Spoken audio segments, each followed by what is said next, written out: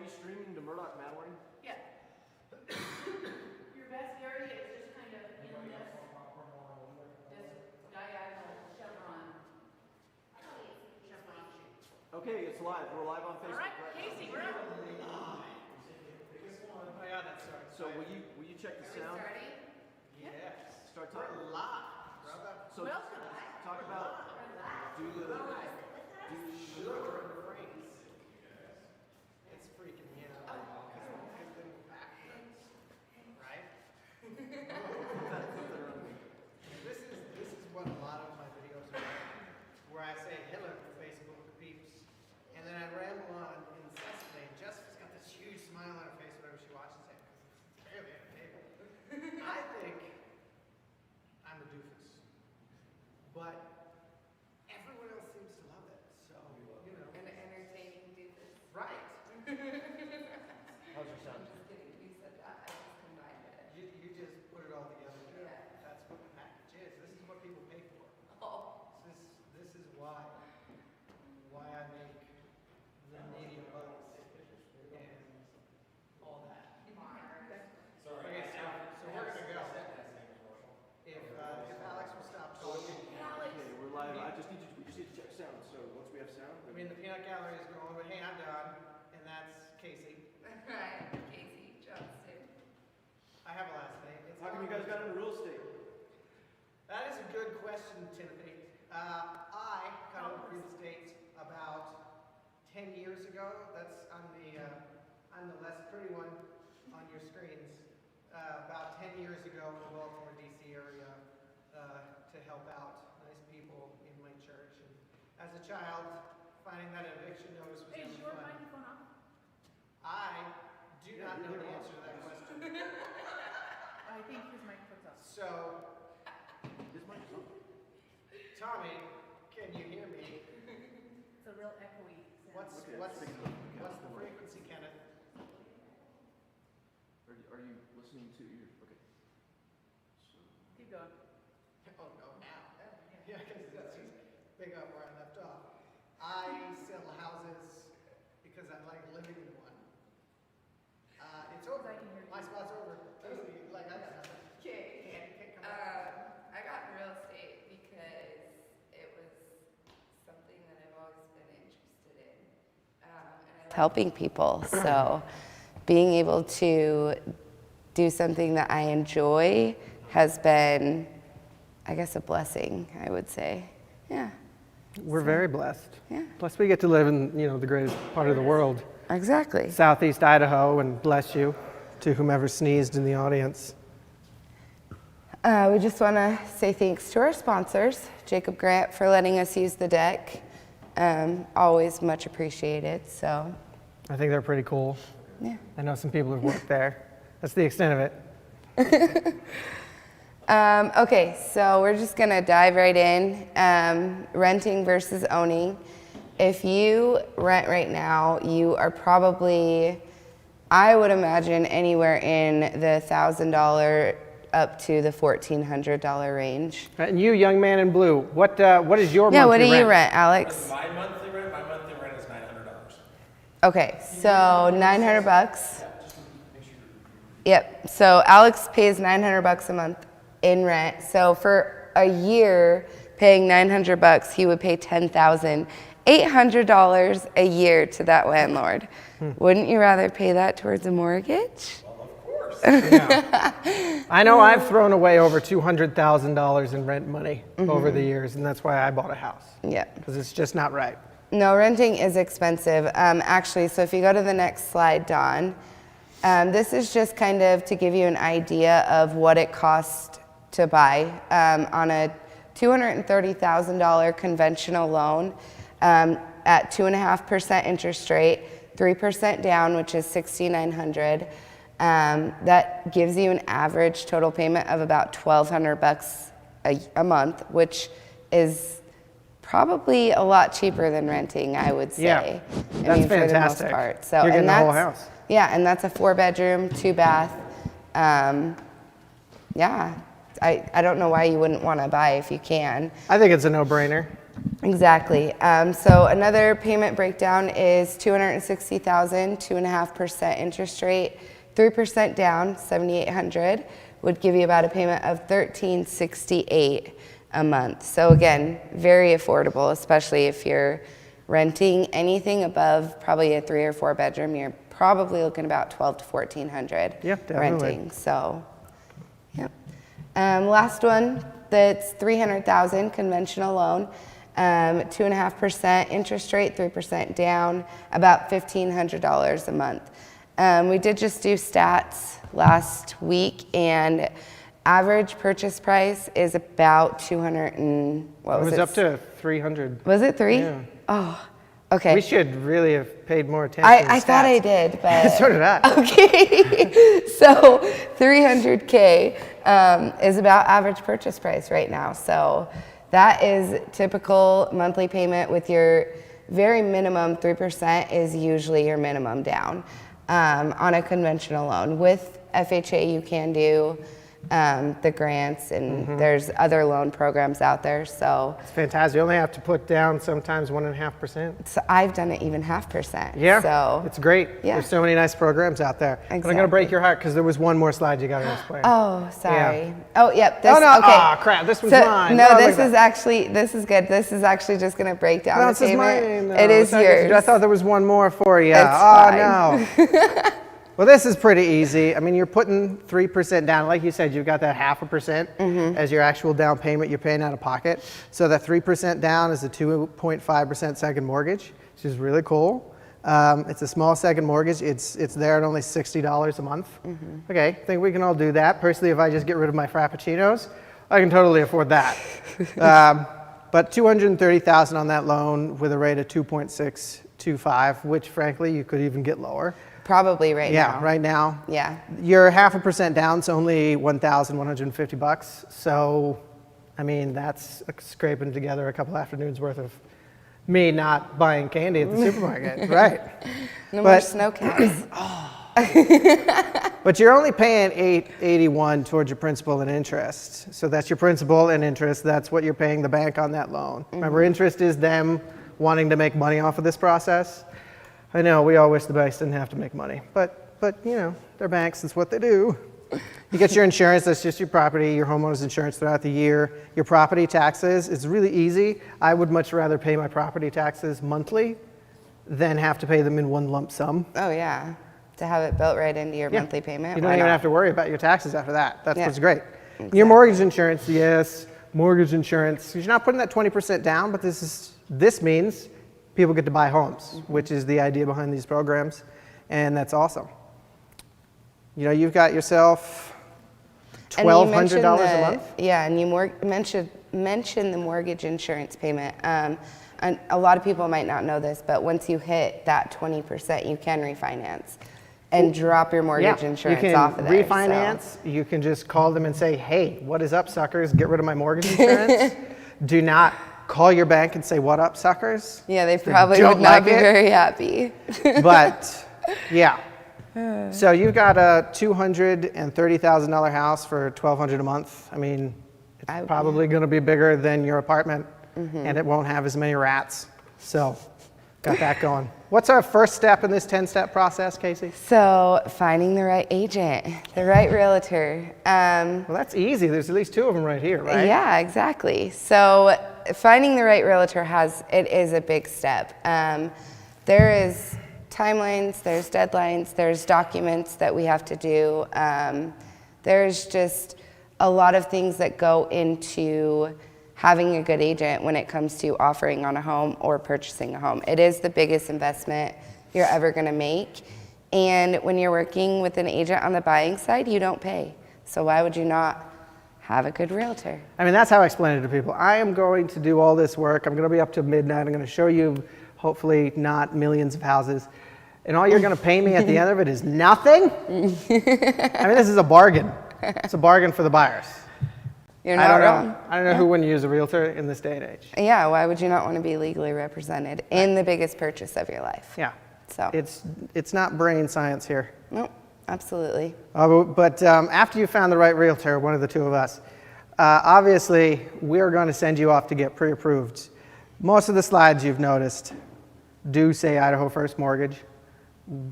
They're pretty cool. Okay, that was not an endorsement. No, So,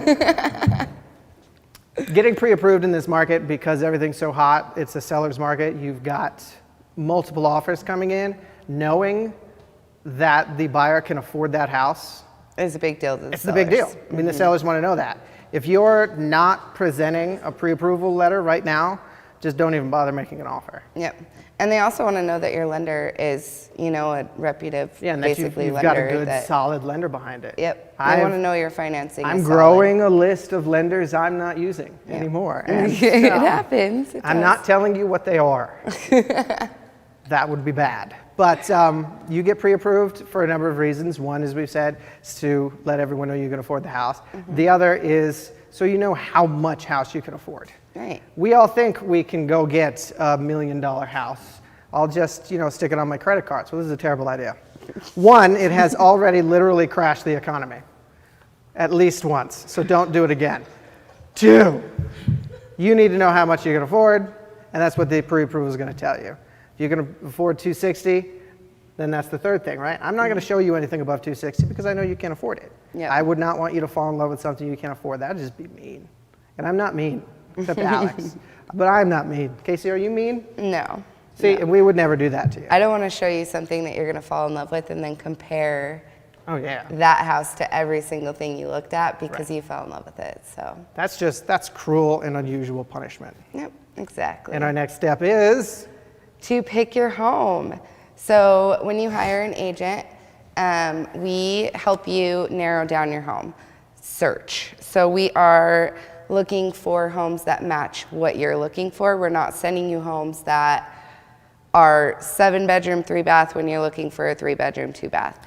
And we're going to make sure that it's in the right price range, in the right location that you're wanting, the right area, and it's just what you're wanting. So again, it all comes down to having that agent to be able to find those listings on the MLS or find the listings through a for sale by owner and to be able to give them to you in a timely manner and get you into them so that you can offer in the market that we're in, because things are being listed and they're being sold and they're gone within minutes or hours. So having an agent to be able to help you find that home within it being listed within an hour is a big deal right now, especially in this market. yeah. So Your agents are invaluable finding your home because everyone's favorite place, Zillow. We all know what the A in Zillow stands for, right? accuracy. Accuracy. The A in Zillow stands for accuracy. That's Wait, right, is there gang. an A in Zillow? That's right. There's not.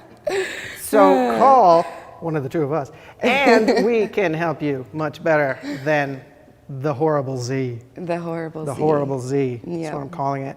Offering and negotiating. Oh, wow. Negotiating's so much fun. Don't you think?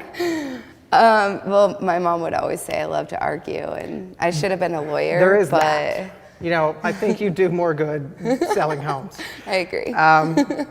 This is, along with finding the right home, you're talking about probably the most important part of this process is coming up with the price. We're going to talk that over. That's when we know what you're going to offer on a house. And then presenting that to the other side. I mean, you've got an agent on the other side, and you've also got a person on the other side. A person who loves their house, who is selling it because they have to, and they want to get out of it what they want to get out of it. And so that's where the agents come in, and they're working for their clients to get them the best deal that they can. And we're going to make sure that that home is listed correctly with the market. We're going to pull other similar homes that have been sold with, in our market, it could be within the last 2-3 weeks, depending upon, But if we have to, we will go back month, 2 months, 3 months. But we're going to make sure that you're never overpaying for a home. That's right. That is why we're here, is to... I run a CMA on every single house that I make an offer on. It's a comparative market analysis, looking to make sure that the house we're talking about is positioned correctly price-wise in the market. I want to make sure that you're not overpaying, and I know what I'm doing. I've been doing this for 10 years. I got a slide coming up that I'm going to talk about how I'm not completely a moron, despite what Alex says. But this is one of those difficult parts. Always call the agent on the other side, find out exactly what's going on with motivation. And if you're lucky, you've got a doofus on the other side who gives you all the good stuff. Well, and you also want to find out if that home has any other offers. Yeah, you if want you're to going out other against offers. You know, you could be going up against 4 or 5 offers, or you could be going. You up could be against going up none. against Casey. Yeah, exactly. That's not easy. I will beat you. Oh yeah. I will get that home. You watch. Well, so far, since It has not happened yet. I've not as gone far up as we against know. you. Right. As far as we know. I beat out Hunter though. I've got an 80% completion rate of all my offers being accepted. One offer I have made in the last 6 months has not been accepted. So I like to think my giant head's going, that I kind of maybe a little bit know what I'm doing. So Just a little bit. just huh? a little bit. Yeah. So next, once that offer is accepted, we are then legally under contract, which means that you have to abide by anything and everything that you and the seller agreed on. So once that offer gets accepted, if you want to shoot to the next slide, it's actually, the next step is going to be earnest money. So you're going to have 3 business days to get this earnest money in. Earnest money is basically you're putting your skin in the game. You are showing the seller that you are a serious buyer. You are showing the seller that you want this purchase to go through. You do risk losing your earnest money if you decide to walk away 3 days prior to closing. So earnest money not only gives the buyer or gives the seller a little bit of reassurance, I guess is what you would say. But it also, you're pretty protected as a buyer. There's an inspection period where you can go through, make sure everything is good in the home, which we'll get to. But that earnest money, you are pretty protected as a buyer. So I have yet to have a buyer lose their earnest money, knock on wood. But the only way that you're really not gonna get your earnest money back is if, like I said, 1 or 2 days randomly, you just... If you just flake out, you're not getting it back. Yeah, if you're just like, I don't want to do this, I got cold feet, I can't do it, and you just decide to walk away 3 days before closing, you most likely, the sellers are going to want to keep that earnest money because they lost market time. Yeah. And they weren't able to market the home on the market, and they lost all those potential buyers, so. Yeah, and you hear about sometimes these gigantic sums like an $18,000 non-refundable earnest money deposit. See, these people really want that house. Yep. That's what they're doing. You ever heard of those? Yeah. They're crazy. I actually have heard of that. Yeah. When I sold my house, I got $9,000. I was really excited about that. Either way, I've got 10 grand, right? Yeah. Exactly. Yeah. And you can, I mean, increasing your earnest money is a great way to show a buyer that, or a seller, that you are serious. Yes, Jess. Does your earnest money go towards your purchase price? So earnest money does go towards your purchase price, is what you were wondering. So it actually goes, comes back to you at the end when you go to close. So your lender will tell you how much you're required to put down, but whatever you put down as your earnest money will come back to you and go towards your down payment. So yes, great question. Fantastic question, Jess. Thank you. We'll move on to, oh, this one's me, the loan process. You know how sometimes it's Friday, and you're lazy, and you just don't want to do it anymore? When it comes to your loan, you can't do that, okay? The bank's, your lender, whoever you're going through, is going to ask you for some documents like your pay stubs, your tax returns, W-2s, all that fun stuff, you know. And they mean it. And they need it now. Because we've got, what, 30 to 40 days right now in this market. Yeah. And any time that you take 1 day is 1 day possible that can take away from that close.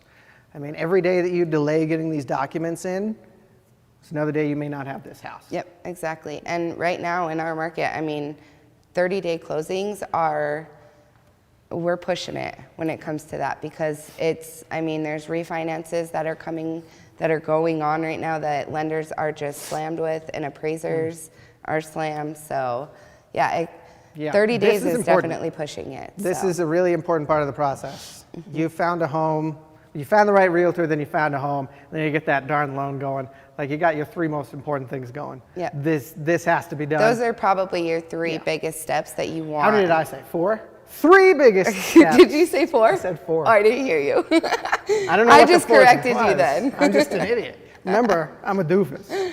But you want to close on time. You want to be in that house before the holidays, et cetera, et cetera. You've got to do these things in an orderly manner, timely and orderly manner, when the lender tells you to do it, because this is the biggest purchase of your life. So don't screw it up. It's important. I can't sugar jacket that anymore. Also, yes. Nope, it's true. That's all there is to it. Yep. And what's next? We're going to get the home inspected? Yes. Cool. So when I had mentioned the earnest money, I had said that you have an inspection period. So it is known as the inspection contingency period. It can range anywhere from about 5 to 10 business days, depending upon your agent. I prefer to do 10. I do 8. Okay. Well, what is it? It's just a personal thing. Yeah, exactly. Yes, and the lady in the back. Why would you choose a different amount of time? The reason you would choose a different amount of time, it can depend. If you are trying to beat out multiple offers, a shorter inspection period is going to look a lot better to a seller. Because that 5-day period, say we make it a 5-day period to make it shorter for the seller, that 5-day period, you as a buyer can still walk away. And so it's pending on the MLS, and no other agent is showing that because it's pending. So the seller is still losing market time, and you can still walk away. So if it is a 10-day period and you're trying to beat out 5 or 6 other offers, you probably aren't going to do it. You're probably going to want to shorten that period to as quick as you can to reassure that seller that, we're not going to walk. We need to protect ourselves and make sure that this property is in good shape, and we're not walking into something that has, a busted water pipe or busted sewer line or something like that. So My last inspection actually did have a busted water pipe.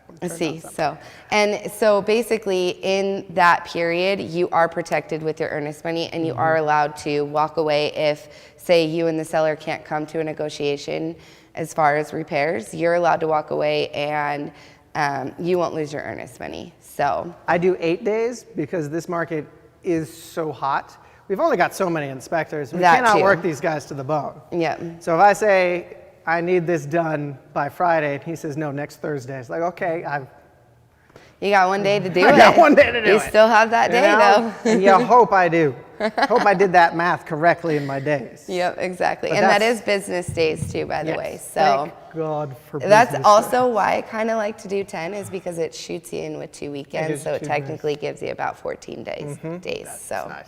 Yeah. Handy little tricks. And after it is inspected, you get This the is your inspection favorite back. part, This right? is my favorite part. Yes. Sorry, no, I was a commercial and residential appraiser in Maryland for a couple of years. So appraisals in my house are a 4-letter word. My in-laws didn't get the money they wanted out of their house, and they blamed the appraiser. And another 4-letter, and this is when I was an appraiser. So very awkward Thanksgiving dinners. But no, your lender will ask for an appraisal. The bank is not going to lend you, more than the house is worth. Yeah. So an appraiser comes in. An appraiser is 3 things. He's independent, he's objective, and he's impartial. I, and O. It's supposed to go in an order. So he works for the truth. He doesn't work for the bank, he works for himself. And your appraisal is an opinion of value. Now, opinion of value. I have an opinion that the sky's green, but that doesn't make it so. No. Your appraisal is an opinion of value in the way that I went to a 4-year university and then have a degree in appraising. It's serious business. How long was your real estate class? 2 weeks, like mine was, right? Well, I did it part-time, so it was 4 weeks. 4 weeks. My But first one was 4 weeks. Yes. See, we're seriously trained, but you need a 4-year degree and then another 4 years after that to be an appraiser. So these appraisals, they keep the market going. They're probably the most important part of the process for the entirety of the market. This is how we know what things are worth. So where do appraisers get their prices? The appraisers, interestingly, get their prices the same place we do. What do you think of that? So the appraiser is going to look at the market and see what is recently bought or sold in your geographical area in a certain time period. And they'll put together their opinion of value. The difference between, say, my opinion of value as a realtor and his is that we're literally paying him for his expertise in valuing property. I can spend 20 minutes putting together a CMA, and that's great. Putting together your appraisal, that's a 3-week process. It's not easy. It's a whole lot more work than what I do, and I do a lot of work. So when I say that, that's something. So speaking of appraisals, I just did a deal 2 weeks ago, and our appraisal came back, and it was $18,000 it was low. So our property was listed, we were on the buying side, obviously, because I'm a buyer's agent. So the property was listed $18,000 too high. So my first step when I get into that situation is basically to go to the listing agent and say, where are your comps to support this price? Because we got appraisal. And the appraiser did go to the listing agent as well and gave the listing agent an opportunity to show their comps and, where'd you get your price? Those moments are fun because that means the appraiser didn't believe the listing agent Exactly. either. And so basically the listing agent couldn't provide documents that showed the value of the property. So we had to go back to the table and negotiate. And luckily my buyer was really great. He was an investor. He wanted to get it done. He met in the middle and came in with half. But where he did come in over appraised value, it was finance. So he had to bring in that extra money cash to the table. Because a bank isn't going to finance that. Your bank's not going to lend you more the than bank is going to finance what the appraisal said. Yeah. And the appraisal was, like I said, $18,000 lower than what we were offering. And so we basically had to renegotiate and came to the agreement that we would come in with $9,000 and the seller would drop $9,000, and we got it done. That's but fantastic. So it definitely does happen where agents come in and they just list a property and they're like, sells, it sells. I think it's worth it. But you can run into appraisal issues, so it definitely does make a difference to have a good agent who knows the market, is in the market, I don't want to say a full-time agent, but I do feel like if you're a full-time agent, you definitely are in it a lot more than you are if you're definitely got your part-time. finger on the pulse of this market a lot better. Exactly. And so what Casey gave is the example of one of two things that happens. One is you can meet in the middle. They will lower the price and you'll go up. Or you can just ask them to lower the price entirely. And we did. We started with that. And they said, no, we need the money. Most of the time they say no. Yep. And so it was a negotiating situation. It definitely was. But it was a little bit harder too because the seller on that side was also an investor, and it was a 1031 exchange. Oof. So you got, different things where you have one side of it needs as much money as he can, and the other side doesn't want to spend as much as he can. So, yeah, you got to be that happy medium. Yeah, and that's why we're here. Take the is emotions to out of negotiate it. that happy medium and Yep. take the emotion out of it. We are robots, real estate robots. He is. I'm not a robot. Okay. Clearly. I'm a real estate robot. So Probably. your appraisal comes back. We're all happy about that. It comes back $2,000 over your asking price, which means nobody has to do anything but move forward. Yep. That's the best news you're going to get all day. So next Final walkthrough and closing time. So final walkthrough is, I do mine typically, depending upon usually the day of closing or the day before closing. Typically you can do it 3 days before closing. I prefer not to. I too like to do it the day of closing. Just to make sure You've got that 3 days there for Mother Nature to just come in there and say no. Mother Nature or a seller or, you never know. So you never know what's going to happen in those 3 days. Yep. And so that's when we go back to the home and we look at any repairs that we asked for in the inspection. Make sure all of those are repaired, all of those are fixed. And we want to make sure that the property is looking how the property looked when we offered on it, minus seller's personal property, if that makes sense. So the home should be vacant and ready for you guys to move in at this time. Hopefully cleaned. Hopefully clean.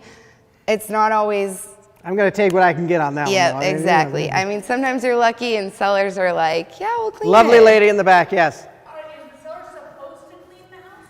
Is the seller supposed to clean the house? You know, that's rough because someone's definition of clean can be completely different than your clean is probably completely different than mine. I'm very OCD and like my stuff has to be like, don't touch it. Are you like that? My wife wants to call the old show Clean House when just a single sock is hanging out of the drawer. So yeah, we're about the same. Okay. Yeah, our clean's never the same So as normal people. it's rough. Yeah, that's kind of a hard situation because I mean, they probably should clean just to be, you know, courtesy and be nice and be respectful, but your clean is probably different than my clean. So. And I do not. I'm going to level with you. I have no problem saying I don't know, and I don't know. I got nothing on that Yeah, one. I honestly couldn't tell you if it's legally required, but if it is, I don't really know how you would have an Right, opportunity any to go recourse back on and be that, like, yeah. that wasn't clean to my standards. So it gets a little tricky. And then after final walkthrough, we head to the title company. We sign documents. You sign your life away. It's not that bad. The last one, okay, it's like that much paper. Okay? I weep at the forests that have died so we can sell houses. But I'd rather sell houses. We have enough trees. Well, yeah, and you need those trees to build the house. Plant a anyways, I new guess, tree so. every time we sell a house. Yeah. We'll be great. Exactly. So, and this at closing, at the title, this is where you're going to bring any of your money that you need. Why don't you? Oh, that's Casey. me. Yeah, I know. All right. Down payment. So this is going to be required by your lender. It could, like we said, it could be 0.5%. It could be 30%. It's whatever you have decided. You have your closing costs, which are your lender fees, your title fees, your escrow account, your recording fees, say you didn't pay for your inspection, that could be paid at closing. I think, did I forget anything in there? Lender, title, escrow, the outstanding invoices is helpful because that is a nice catch-all for anything else that comes up. Yeah, exactly. else you didn't pay. As far as like inspection or stuff like that. So, and then you will get a credit for your earnest money, which is part of your down payment, obviously goes towards it. And then any fees paid up front, which I don't really. Maybe you did pay the inspection. Yeah, maybe you did upfront. pay I the don't know. inspection. And then your tax proration. So your taxes are, in Idaho, we pay taxes 6 months behind. So you are getting a proration for the amount that they live there, even if, or for when you purchased. You're confusing. Yeah, because in arrears is like my least favorite way I to do don't like any it billing. either. And So we pay taxes 6 months behind. That's all we got to say. It's perfect. Someone else calculates that. Title. That's why we Title, love that's title. why we love the title company. We love title companies. The title company, that's still Casey. I already started. Yeah, because we love them. They going, we love 'em. record and transfer the deed with the county. So you legally can sign all the paperwork and you don't own that home until that title company records that deed with the title. And congratulations, you're a homeowner. You're a homeowner. Congratulations. It's so much fun. I'd like to talk for a second about my fantastic team. Well, our fantastic team, that's right. So we are, of course, realtors. If you call me a realtor, I don't know what I'm going to do. Like, seriously. We are realtors. Where did realtors come from? They wanted us to sound really official. It came like, from like doctor. doctors, lawyers. Oh, no, not lawyers. Came from doctor. Yeah. Came from like doctors. So we're realtors. We pay dues and we do all that stuff. But we couldn't do it all alone. I've been a single agent myself, doing everything on the back end, all that stuff that my wonderful transaction coordinators are going to help me with, everything that Sheila's going to help me with. I've done all that myself, and it's just mind-numbingly insane. And most people I know who are trying it right now are like, oh my God, what am I doing? Right? My friend Steve, I hope you're watching. and you come back to the team. We'll see you soon. We got a great team, and that's where you go back to number one, finding the best realtor, right? Yep. Yes, and that is at least the two of us. We have a great team behind us, and they're awesome. But you've just learned what to do when you buy a home. Are there anything that you shouldn't do? Oh my gosh, things to avoid doing. I have someone who actually I think did at least 3 of these in my last transaction. No matter how many times I said not to. Don't get a new credit card, okay? Because they're pulling your credit, and then they're going to look at it and say, yes, you can buy a house. And then if you get a new credit card or any other credit, you've just completely changed that. It's no longer the same. Don't let anyone else pull your credit. Which that goes with don't co-sign a loan, miss a payment, consolidated debt. They're all going to pull your credit. Everything on here. Don't buy a car. Don't get a new job. Because the entirety of your loan is based on the concept that you have 2 years work experience in one place. At least. At least. Yes. And then all of a sudden you have 3 days worth of work experience. That's not going to work. My So mom, basically, yeah. best advice is if you are trying to purchase a home and you are pre-approved, talk to your lender before you do anything. Talk to your lender, then don't do anything. Go to work, go home, go to work, go home, go to work, go home, go to work, go home. Don't do anything that can ruin getting the most important purchase you're ever going to do. Yeah, exactly. Oh, you can't take, okay, don't keep your money in a mattress, under your mattress in cash. This actually happened to me. Has it happened to you? Not yet. My people pulled No. cash. From a mattress? I don't know where they were doing it. They did not pull it from the bank. They had money just sitting in stacks in their house. Were And they tried- drug dealers? No. It's just, banks exist for a reason, right? And that's to save your money and keep it safe so you can use it appropriately. But if you just take cash, 1, yes, people are going to ask you if you're a drug dealer. And 2, they're not going to accept it. They don't know where the money is coming from. They have to. It has to be. Verifiable funds, Yes. secure funds, good funds. Verifiable income. Yes. Yep. Don't just absolutely. take the money you've got strapped to the back of your toilet tank, Steve. I know you do. And try and buy a house with it. Oh my goodness. Aren't you glad she called me? Yeah. Steve. Well, don't do anything stupid while you're trying to buy a house. I just can't stop doing stupid. But then, thank you. Did we already thank them? Yeah, in the beginning, but we're going to. We're going to thank them again. For letting us use this beautiful building. And then we're just going to open it up to questions. So, Questions? does anybody have any questions? Questions. How much should we have to have saved to buy a house? Oh, all of it.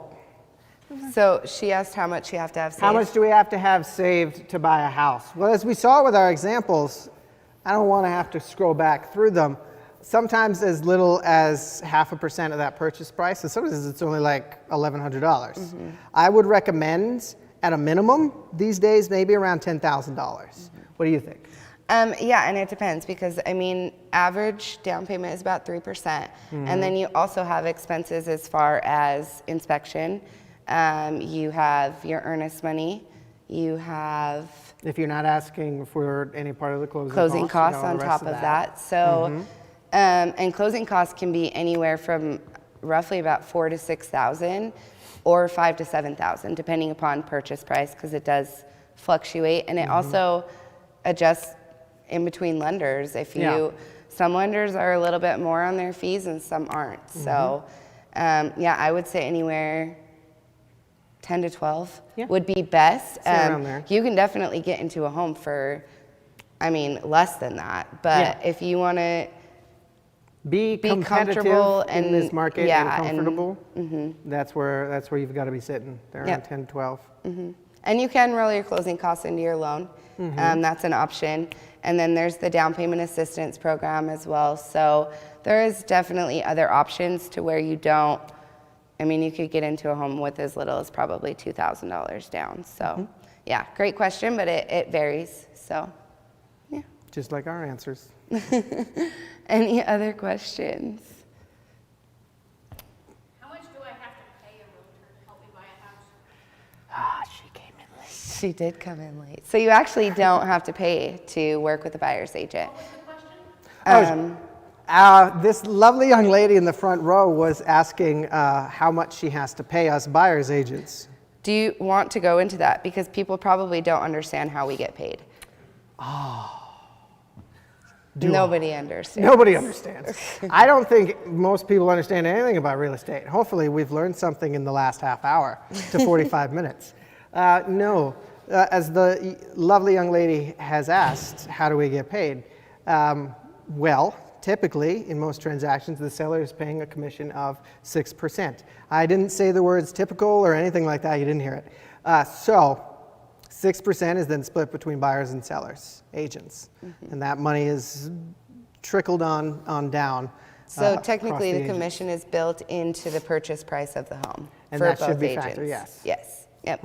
Unless you're doing a for sale by owner, or it can vary situations. A lot of for sale by owners are willing to pay a buyer's agent, just not pay to list. So, yeah, great question, definitely. Alex, I think you had one. I saw your hand moving. Young man in blue, yes. So you guys are buyer's agents, but I guess my question would be, my question is, what's the reason that I should really use an agent? I mean, you've said, you've given me surface reasons why I should use an agent, but what's the real reason why I, as a person, should use an agent? I mean, why couldn't I just go do this myself, whether it be, list my own home or buy my own home? Why do I need an agent? What's the real, what's the benefit to me in the long term, maybe, for why I would use an agent? Do you like sleeping? Sorta. Sorta. Well, you're never going to do it again if you try and do this yourself. So I'm going to throw it out there of, how are you going to market this home? How are you going to find buyers for your home? How are you going to, as far as getting that home into buyers' hands? How are you going to do that as just a person who can't get on the MLS, or as far as that? Like what? Most of us just think to put it on Zillow. Put it on just see how it goes Zillow, or with put it Zillow. on Put it on Facebook. Zillow, because that big A right in the center about accuracy. I'm also going to ask, have a where are nice you going to order. get your price? Right. To know how to list, or to know what is, is that home worth that? Or even when you're buying, because we are buyer's agent, but we're never going to let a buyer come in and buy a house that's $20K over asking. But that buyer doesn't know if that house is $20K over asking. That's why we're there, is to make sure, you're not overpaying. But if you're going to use Zillow to get an accurate price, you're probably not accurate. So that would be my response as to why would you hire an agent? Well, how are you going to market? How are you going to find homes? How are you going to make that offer? Because technically, you would have to hire a lawyer to write up the contract, and Because you as a private citizen do not have access to the forms that we do. Yep. do. And I was actually talking to a for sale by owner, and I said, well, can you send over the seller's property disclosure? She says, what is that? I've never heard of that before. So, and that's another thing, when you're working with a for sale by owner as a buyer's agent, you're working both sides. Yep. You're doing the sell side and you're doing the buy side. You're not just helping the buyer, because that for sale by owner doesn't know that you have to meet deadlines, doesn't know what forms to use, doesn't know, oh, say you missed a signature, what happens then? And they don't know the title company. Yep. They don't know the lenders. They don't know So how there to is find all that a lot stuff. of different things that goes into why should I hire an agent. It's not just, I need help finding a house. There's a lot of other things that go into it that people just don't really think of because they just don't know. So I mean, I wish my job was just like house hunters. just open the You know, door just and open you the just door and that's all we do. One phone call later and they own a house, but it's I don't think I would like that very much. right. That's kind of dull, but that work.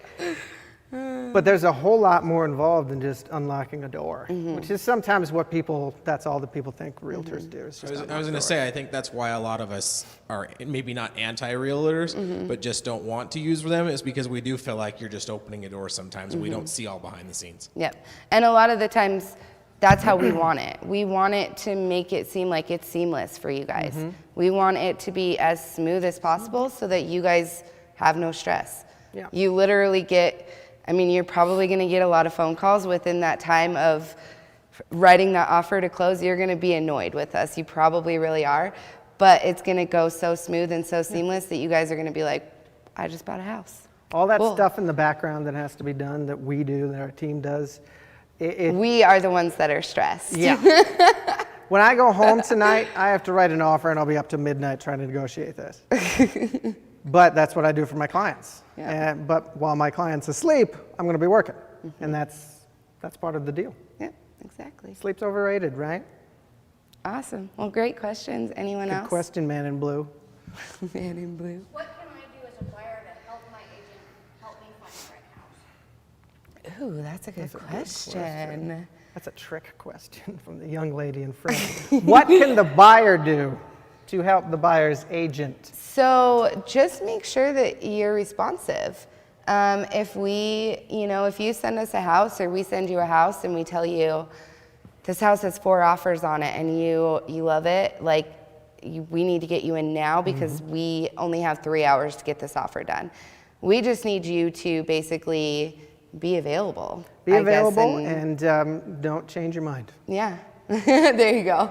Don't change your mind.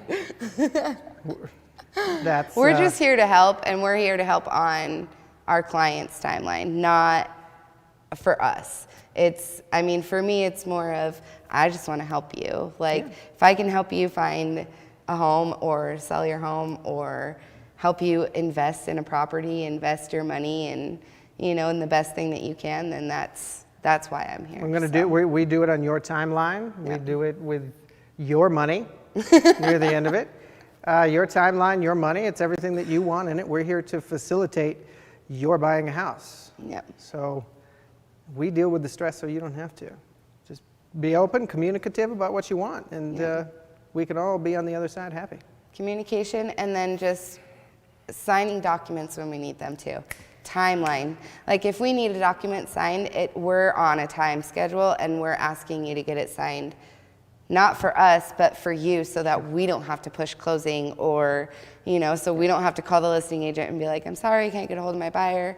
Because I've had that. I actually got a call today and the listing agent was like, I hope my seller's not dead. And I was like, what? And she's like, I haven't talked to her in 3 days and I can't get a hold of her. And I'm like, okay, well, I'm one of those too. keep me posted. So then she called me today and she did tell me that she got a hold of her. But that's the biggest thing, is just making sure you respond and answer your phone. So, yeah. Communication. Yeah. Good That's- question. that's the big Thank one. you, Sheila. That was awesome. Thank you, young lady in front.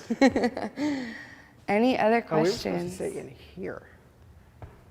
We were supposed to stay out there. Am I locked into a contract, or can I get out if I change my mind? Because I thought it was a perfect house, but it's not. That is a great question.